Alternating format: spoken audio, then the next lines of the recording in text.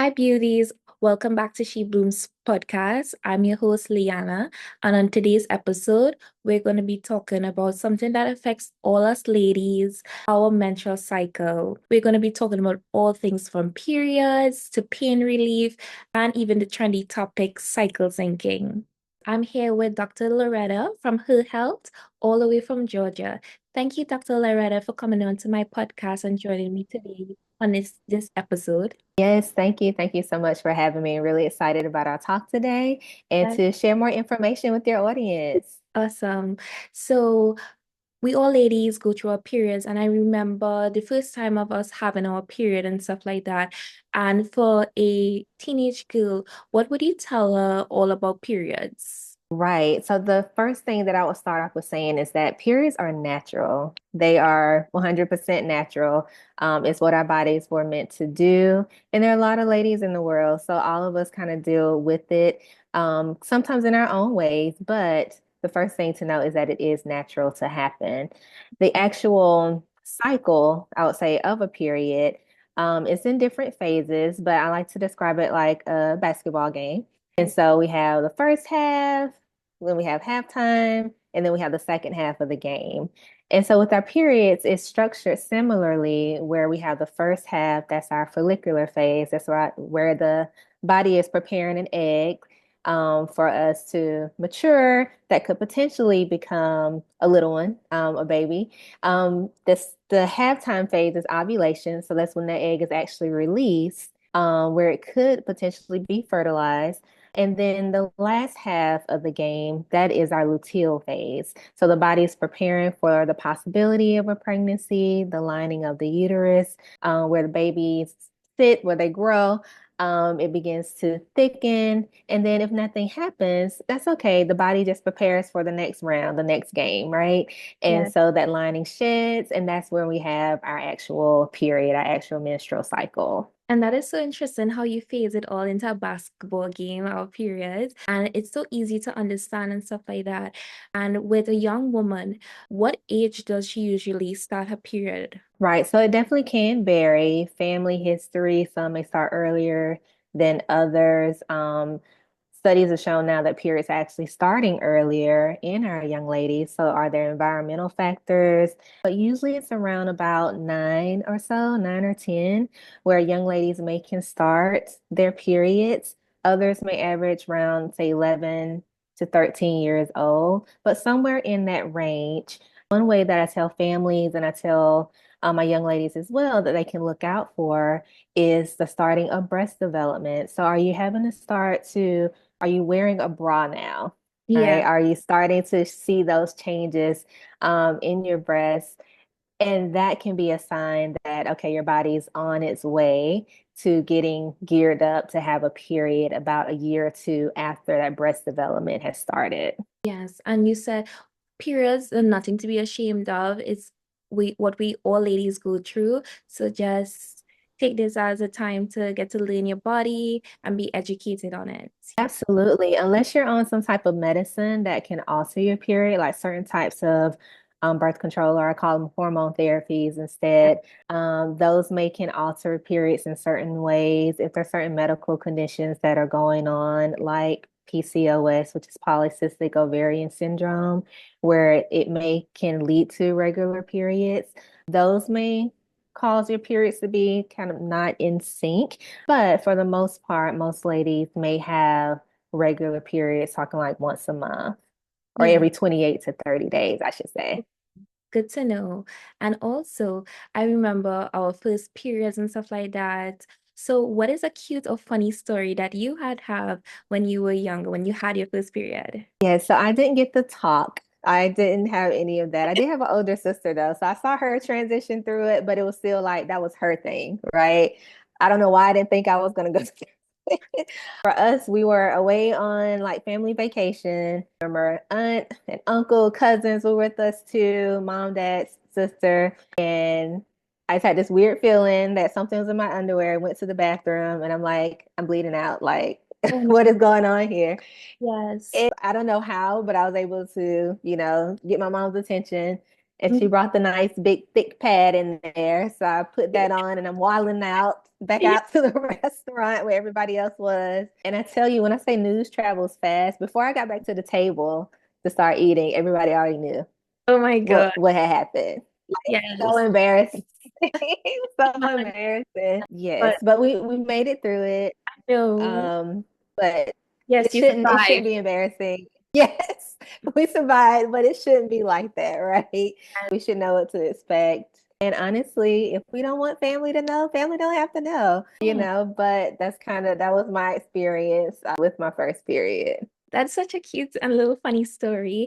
And also to having like your emergency kit with your period products, like your wipes, your pads, your tampons, all of this stuff. Like when you're going through puberty, make sure to have that in your school bag or in your purse or whatever, so that when that time comes around, you're not like very like, oh my God, like what is going on? And you're prepared. So I think that's a good point to have. Yes. And even before your period starts, like I said, if you've already started breast development, if you're Yeah. having like weird sensations in your stomach, you're like, I can't quite describe what this is. Not sure if it's just a sharp pain, kind of crampy. That could be a sign that your period is about to start. So even, maybe before your period has started, you can still have that emergency kit with you just in case. Yes, being so self-aware of your body and listening to your body as well is so important as a woman. And well, I remember my period story. It was a cute one. I remember Mm-hmm.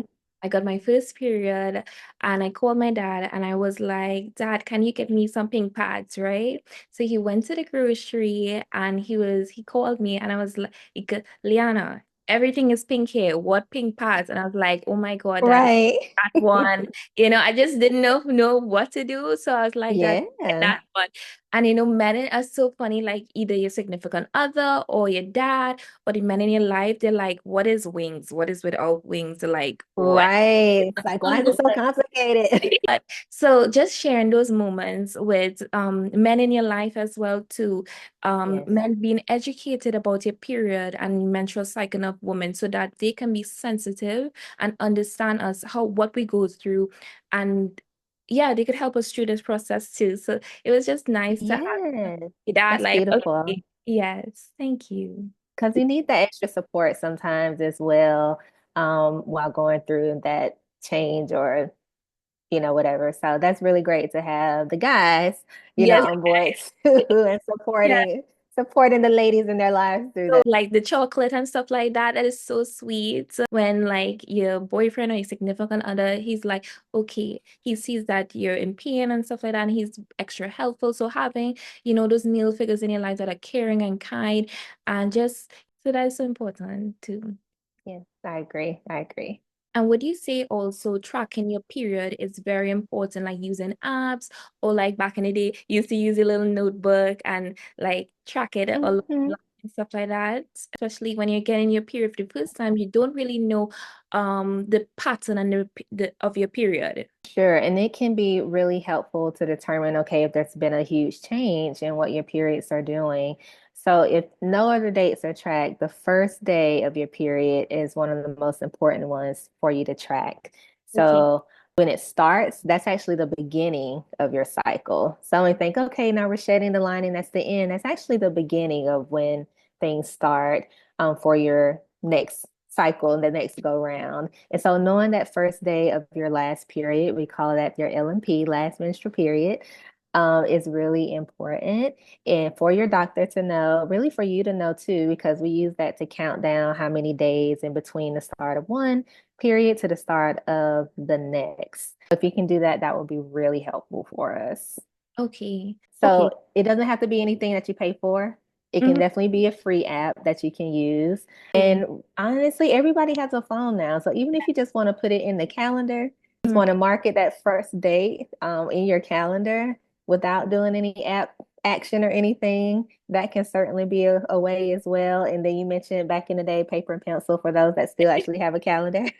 Yeah. That still works. That still works too. So don't forget about the paper and pencil.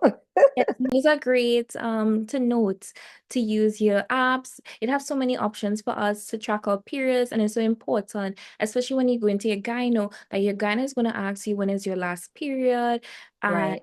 like that, those important dates. Yes. So that first day of your last period And then if you could track how long your period lasted, the duration as well. Typically, it's usually around about a week, about 7 to 8 days. Some ladies may be a little bit shorter, but if it's starting to get longer, now it's 10 days, now it's lasting like 14 days, up to 2 weeks, then that's something that we may need to help figure out what's going on or why are those periods starting to stretch out or last longer.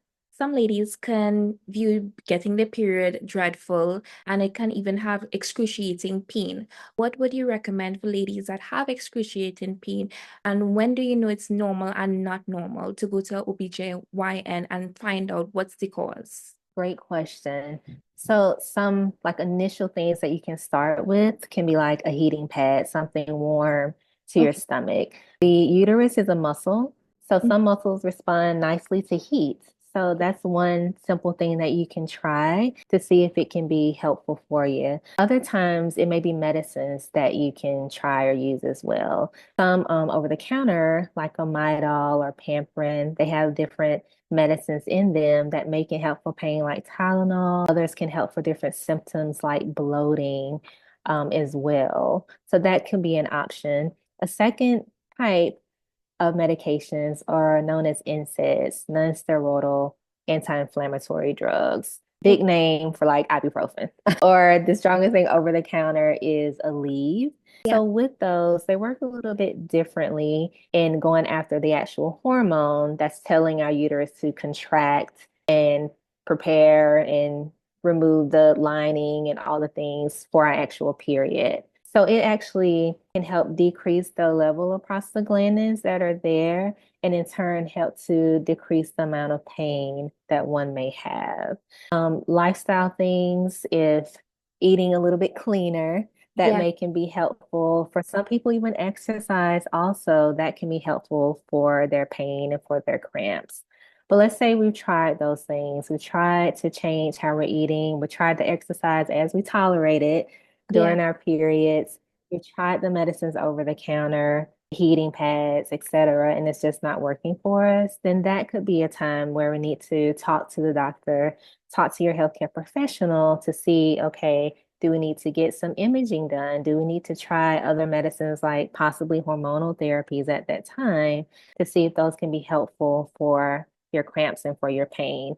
If at any point it's disrupting your day, so I can't go to school, I can't go to class, I can't go to work because my pain is so bad and nothing is helping me, that's an absolute time where we want you to reach out and ask for help and talk to your healthcare professional, talk to your doctor.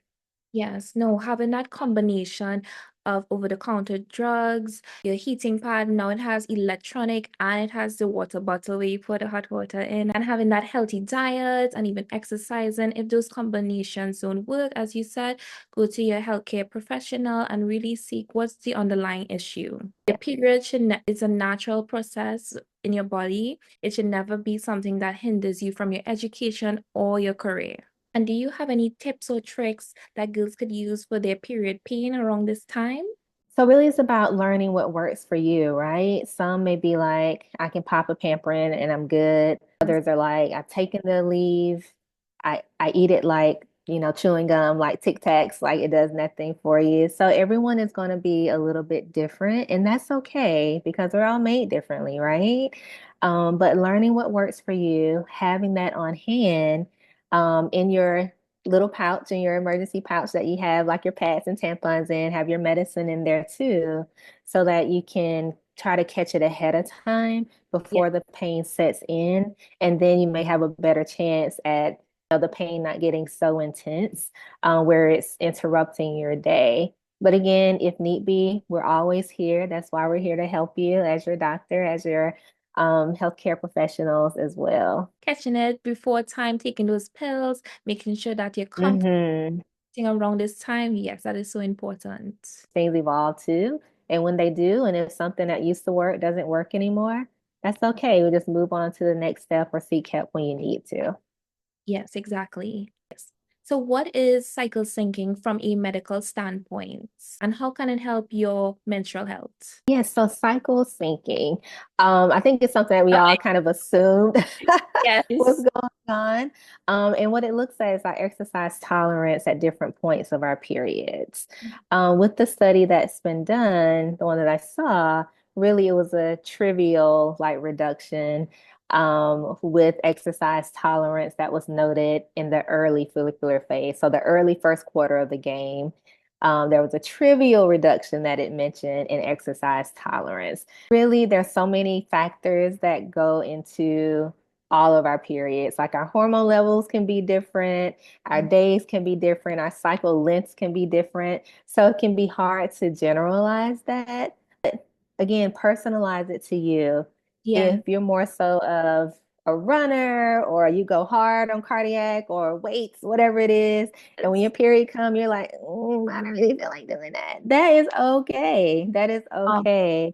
You can certainly do different types of exercise modalities, whether we're talking about like Pilates, yoga, more stretching activities versus more intense, vigorous ones. That is perfectly fine, but tailor it to you so that it's what your body can tolerate during that time of your cycle. But yeah. the research is not that strong. So this is more all anecdotally how we feel. We know how we feel during our period sometimes. We don't feel like we're at 1,000%, even though the research doesn't support it all the way. We know anecdotally what's going on. We should customize based on our period and how we feel, especially our hormonal levels. Sometimes at the beginning of our period, we feel very drained, tired, and we just want to take it easy on ourselves. And sometimes during that, at the end of your period, maybe you get a boost of energy and you're like, okay, I could go back at it again. I could work as hard. I could do it. I could push harder. Yeah. So that's what it varies, as you said. Yes, and you can always come back to it, right? You can always get back to, tougher schedule workouts if you like, or you may be like, I'm liking the yoga life. This is good. So really kind of make it your own, personalize it to yourself and your body. Definitely. So how can girls feel better during their cycle? Right. So in some ladies, they actually struggle like with their mood and how they're feeling Yeah. maybe a week or two even prior to their periods. That's something that we describe or diagnose at times as like premenstrual syndrome. Mm-hmm. And knowing that tracking your period, one, so you can kind of know when that happens, that can be helpful for that and for us too, if you come to see us about it as your physicians. Um, but yeah, realizing that it can happen during that second half of the game, after you've ovulated, that's a common time to see it. But what is it that kind of helps you with your self-care, helps you to feel better? Is it with friends? Is it certain hobbies or activities that you enjoy? Are there Yeah. certain lifestyle things that you can incorporate a little bit more to see if that can be helpful for you? And if not, is it a time where medications could Mhm. possibly be an option?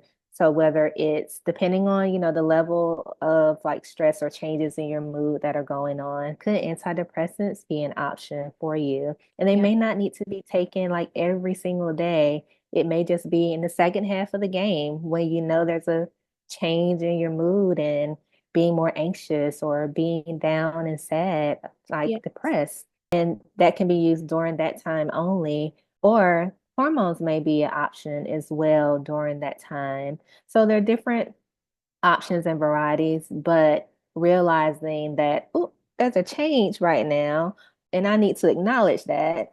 And here's what I can do to help improve it. Okay. How can women manage their mood swings and the emotional ups and downs during this time of the month? One, you can put everybody on alert. Yes.